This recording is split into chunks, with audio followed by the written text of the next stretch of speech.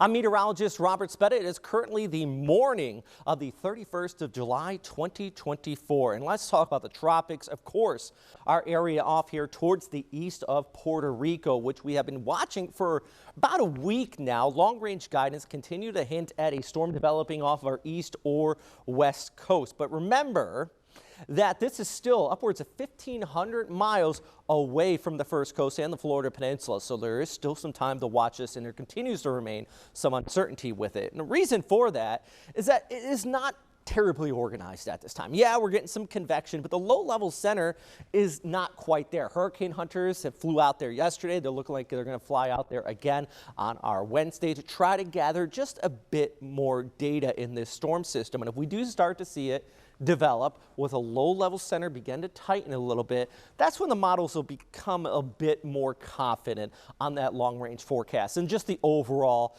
extended outlook. Because if it develops further towards the south, looks like it could go at least off here towards the Gulf of Mexico. Further towards the north, and it likely will stay just towards the east of the Florida Peninsula, which does look like that would be the higher chance at this time. But like I mentioned, there is still plenty of uncertainty here, but at the moment a moderate to high chance of tropical development. Now here's the difference in the guidance. ECMWF off of our east coast, the GFS continues to remain off of the west coast, with actually some of the most recent runs trying to pull for a stronger storm out towards the Florida Panhandle. The point is with this, and it's not to say that either one of these exact scenarios will take place, is that the guidance has been split for some time now. And the reason is, of course, with that initialization around our storm, but also we have the Bermuda high off here towards the east. We have another area of high pressure into the southern half of the United States, southwest, I should say.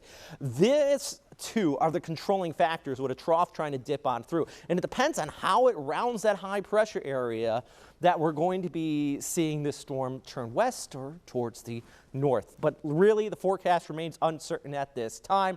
But regardless, I do think the Florida Peninsula, including the first coast, is going to see an increase in rainfall as we go ahead through next week. Just really depends on the type of impacts. Now, the increase will not be a lot if it does take place what the ECMWF has been showing, which this model has been consistent with a storm off of our east coast. But if this does happen, I know this looks pretty close, drier air would fill in behind it. If it goes over the Florida Peninsula, the west coast, of course, an increase in that precipitation.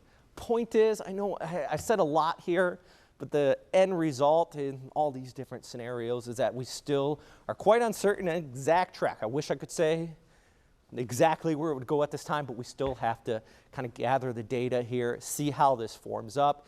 Not trying to put out hype or anything like that, just want to let you know what could be taking place through that extended outlook at this time. If we do get the storm named, though, it will become Debbie. I'm meteorologist Robert Spetta, First Coast News on your side.